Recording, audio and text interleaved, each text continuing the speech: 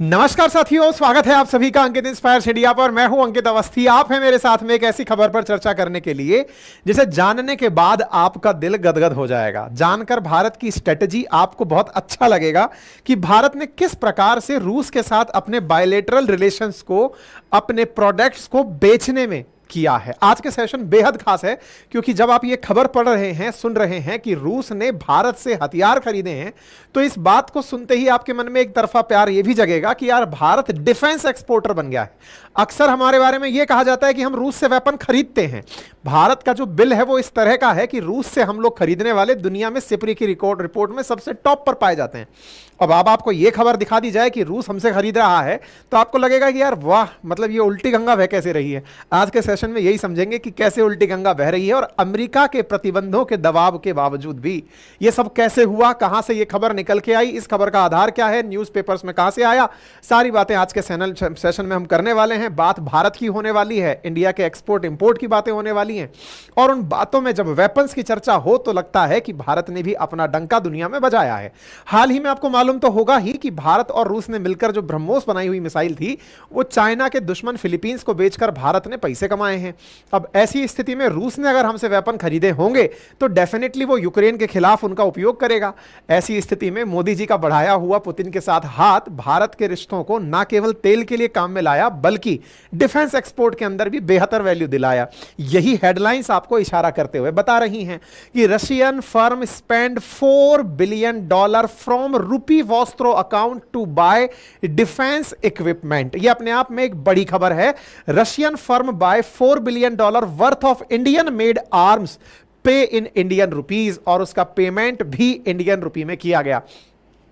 अगर आप इस पूरे व्यापार की कहानी को समझेंगे, वोस्त्रो अकाउंट क्या होता है, किस प्रकार से इंडियन फर्म्स ने पेमेंट किया होगा, कैसे भारत से डिफेंस के इक्विपमेंट खरीदे होंगे, तो यह आज का सेशन आपके लिए बेहद खास होने वाला है। आप यहां पर खबर देख सकते हैं, मिंट ने एक्सक्लूसिव इस खबर को लिया, फिर उसके बाद में और न्यूज चैनल्स ने वहीं से इस खबर को अपने आप प्रकाशित किया। अब मिंट ने ये जो खबर छापी है, इनके सोर्सेस क्या है वो मिंट वाले जाने। फिलहाल तो हम इसी चीज पर चर्चा करेंगे कि कैसे भारत और रूस के बीच के व्यापारिक संबंधों में, जहां एक और भारत लगभग $60 बिलियन से अधिक का इनसे इंपोर्ट कर चुका है, $4 बिलियन का ही एक्सपोर्ट किया था, उस एक्सपोर्ट में अब डिफेंस की वैल्यू आ गई है, तो अमेरिका के द्वारा क्या काट सा हम पर लगेगा? Countering American adversaries through trade sanction act क्या हमें प्रभावित करेगा? क्या हम अमेरिका के दबाव के चलते अपने प्रतिबंधों में घिरने वाले हैं? सारी बातें आज के सेशन में होने वाली हैं और इन्हीं सेशंस में आगे बढ़ते हुए आपसे पहले एक सवाल पूछ लेते हैं। कमेंट बॉक्स में जवाब दे दीजिए, पोल क्रिएट कर दिया गया है। बताइए, रशियन करेंसी क्या है? जैसे इंडिया की करेंसी रुपी है, ऐसे रूसी करेंसी क्या है? आप रूसी करेंसी का जब तक जवाब देंगे तब तक मैं आपको कुछ और जानकारी दे देता हूं। यहां पर यूरो तो यूरोप की करेंसी हो गई, क्रोन जो है वो डेनमार्क और नॉर्वे में यूज किया जाने वाला करेंसी है, और टेंजे कजाकिस्तान में यूज किया जाने वाला करेंसी है। पोल आपके सामने क्रिएट कर रही है टीम, आप जाकर उसमें आंसर दे ही दीजिएगा, बचा हुआ ऑप्शन निश्चित विकल्प होगा। फिलहाल के लिए आपसे गुजारिश है, चैनल पर नए हैं तो सब्सक्राइब कर लीजिए ताकि आने वाले सेशंस की जानकारी आप तक पहुंचती रहे। बीपीएससी के बैच में एडमिशन लेने की आज आखिरी डेट है। जिन्हें एडमिशंस लेने हैं मात्र 4500 रुपीज में बिहार पीसीएस का फाउंडेशन प्री प्लस मेंस का बैच उपलब्ध है, जाकर एडमिशन ले लीजिए। अगर बिहार पीसीएस के प्री प्लस मेंस फाउंडेशन के साथ यदि मेरा जीएस रिकॉर्डेड बैच भी चाहते हैं तो वो आपको 5500 रुपीज में दोनों बैच मिल जाते हैं। साथ ही साथ अगर केवल जीएस रिकॉर्डेड बैच मेरा चाहते हैं, पुराने विद्यार्थी हैं, अपना बैच रिपीट करना चाहते हैं, एक्सटेंड करना चाहते हैं, तो यूज माई अंकित कोड अंकित 50, जिससे आपका कोर्स की वैलिडिटी 1 साल बढ़ जाएगी इन 799। मेरे हैंड रिटन नोट्स आपको घर पर कुरियर किए जा सकते हैं, इसके लिए भी आप हमारे एप्लीकेशन पर विजिट कर सकते हैं। आइए आगे बढ़ते हैं। जैसा कि आप सभी अच्छे से जानते हैं कि रूस और यूक्रेन के बीच में युद्ध चल रहा है। युद्ध अभी तक रुका नहीं है, युद्ध के 807 दिन बीत चुके हैं। इन 807 दिन बीतने के बाद भी पुतिन जबरदस्त मजबूती से खड़े हैं, इतनी मजबूती से खड़े हैं कि दुनिया के लगे हुए तमाम सैंक्शंस के बावजूद ये दोबारा राष्ट्रपति पद की शपथ ले लिए हैं, 5वीं बार राष्ट्रपति बन चुके हैं। और इस पूरे 807 दिन, लगभग 2.5 साल से अधिक चल रहे इस युद्ध में पुतिन ने अपने आप को मजबूती से खड़ा रखा, क्योंकि वो व्यापार में अडिग रहे। जहां एक और वो यूक्रेन से युद्ध लड़ रहे थे, वहीं अमेरिकी और यूरोपियन सैंक्शन से निपटते निपटते दुनिया को तेल बेचकर गोल्ड बेचकर, कोयला बेचकर पैसे कमा रहे थे। और इस पैसे को कमाने में भारत ने रूस की बहुत मदद की है।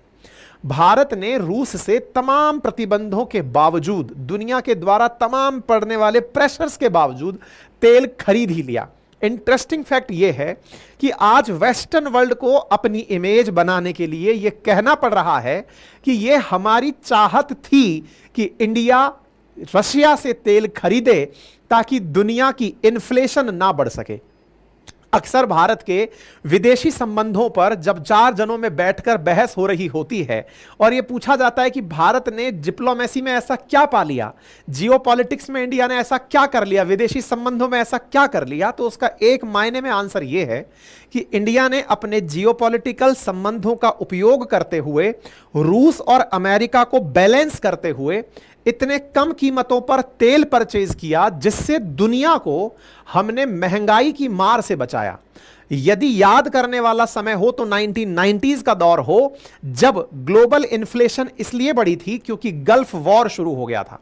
गल्फ वॉर के चलते दुनिया भर में तेल की कीमतें बढ़ी थी और उस तेल की कीमत से निपटते निपटते दुनिया की कई इकोनॉमीज फेल मार गई थी। ये 1990s का दौर था।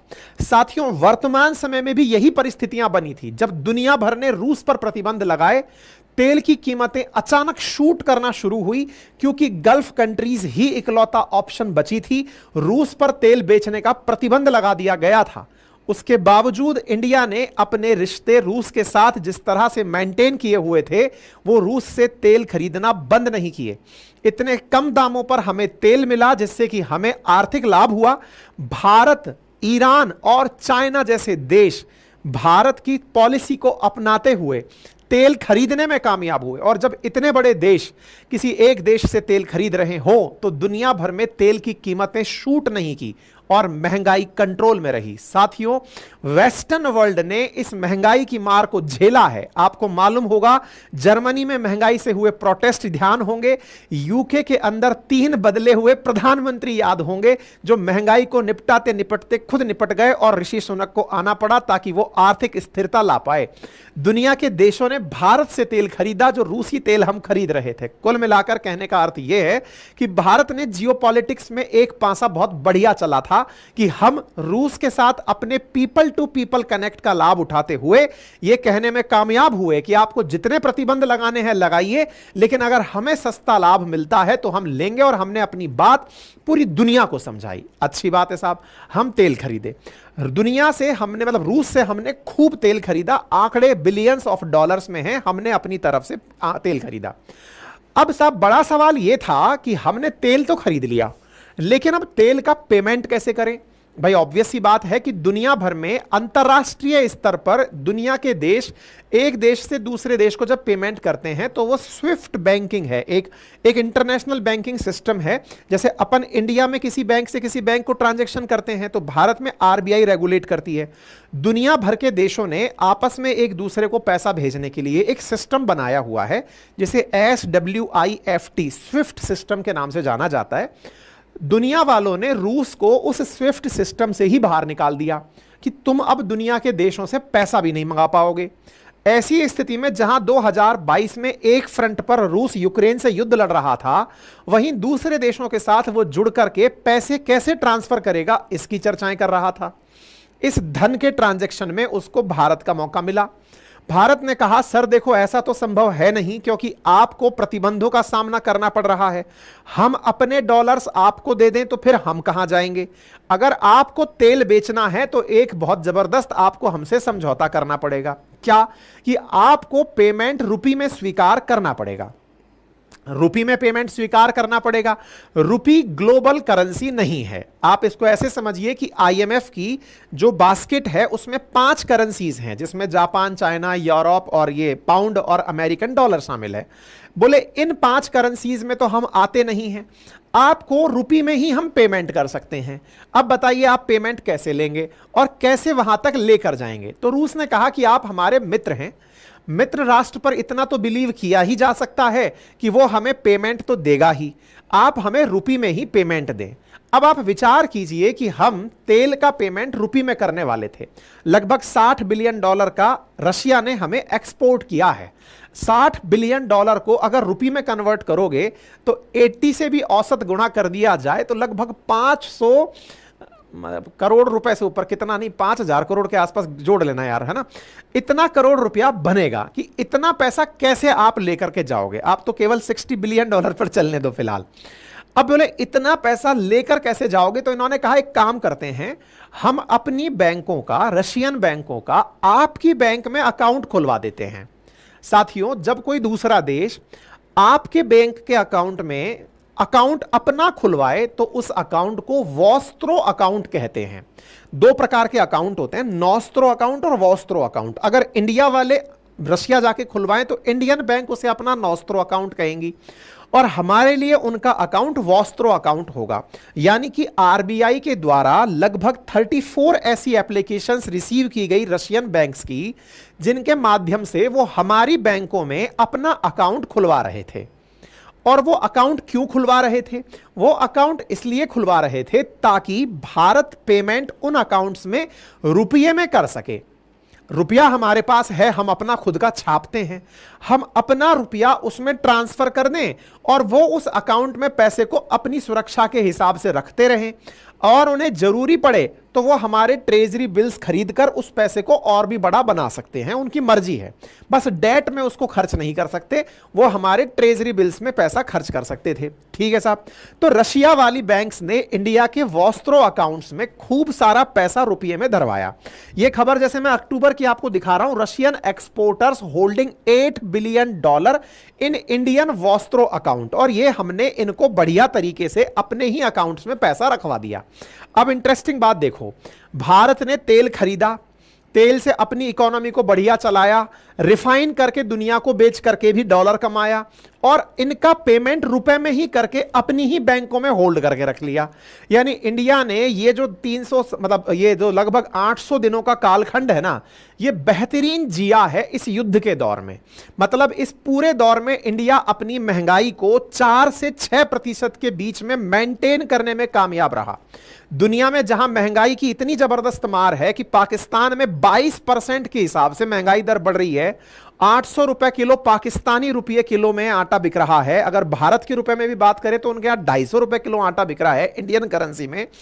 पाकिस्तान में, वहां भारत 4% से 6% के बीच में महंगाई दर को मेंटेन करने में कामयाब रहा। कामयाब क्यों रहा? क्योंकि हमारे पास में किसी भी प्रकार का ऐसा कर्ज नहीं था जिसे चुकाना हो। हम तेल सस्ता खरीद रहे थे, और इतना सस्ता खरीद रहे थे कि हमारी कंपनियों ने खूब पैसा बनाया है।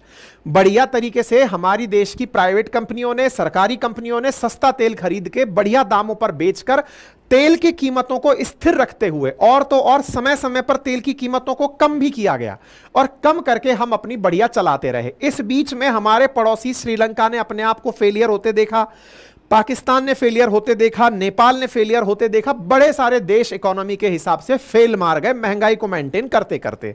लेकिन इंडिया का जियोपॉलिटिक्स इस खेल को खेल गया। अच्छा साहब, अब क्या होता है? अब इनका पैसा हमारे अकाउंट में धरा रह गया। अब इनके साथ दिक्कत आ गई। दिक्कत क्या आ गई? बोले भाई हमने रुपया इकट्ठा तो बहुत कर लिया, अब ये इतना रुपया इकट्ठा हो गया कि इस रुपए का अब करें क्या? क्यों?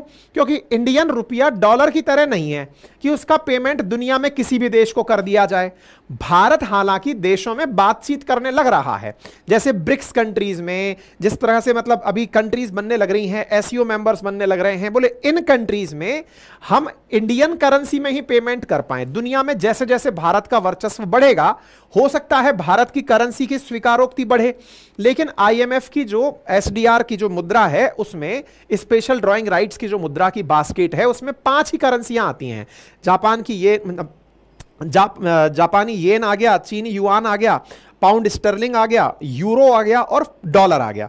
उन 5 में हमारा नाम नहीं आता। जब हमारा नाम उसमें आएगा तो दुनिया वाले रुपए में पेमेंट स्वीकार करने लगेंगे। दुनिया के देश पेमेंट अभी रुपये में स्वीकार कर नहीं रहे। रशिया वालों ने खूब सारा रुपया रख तो लिया अकाउंट में, नब उसका करें क्या? ना तो वो रूस में चल रहा है तो केवल इंडिया में।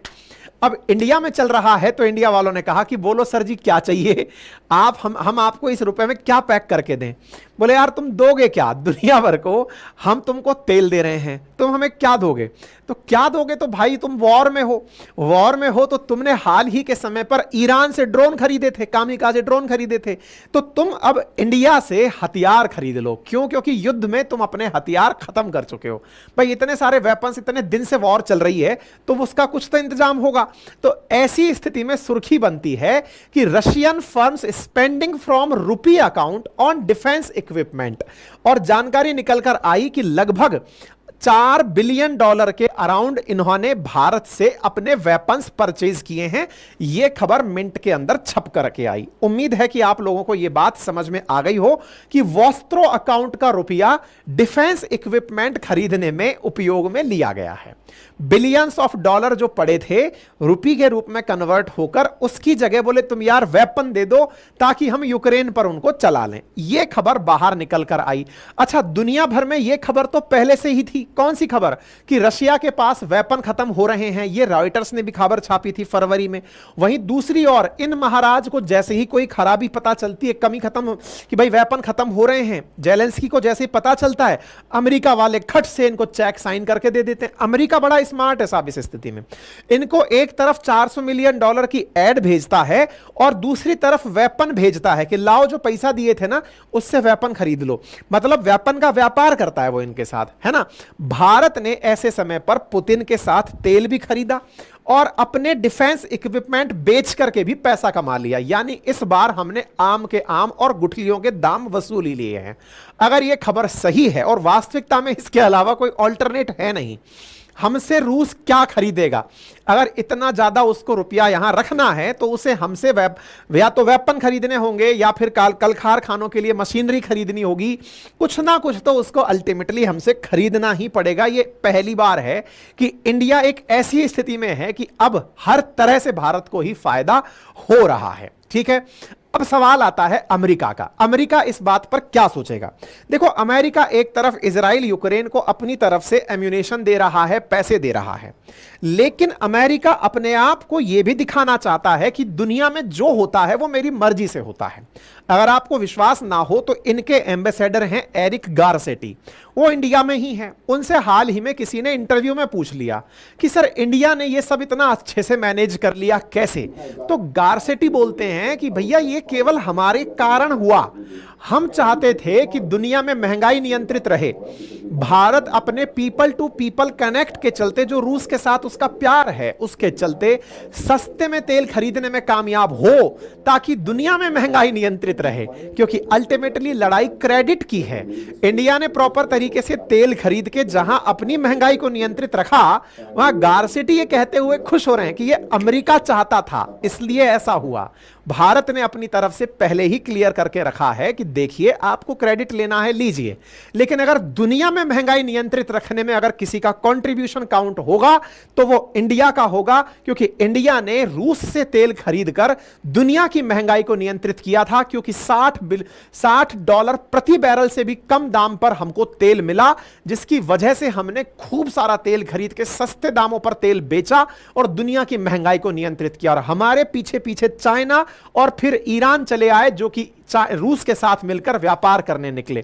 तो भारत अपने आप में इस बात का क्रेडिट लेते पीछे नहीं हट सकता।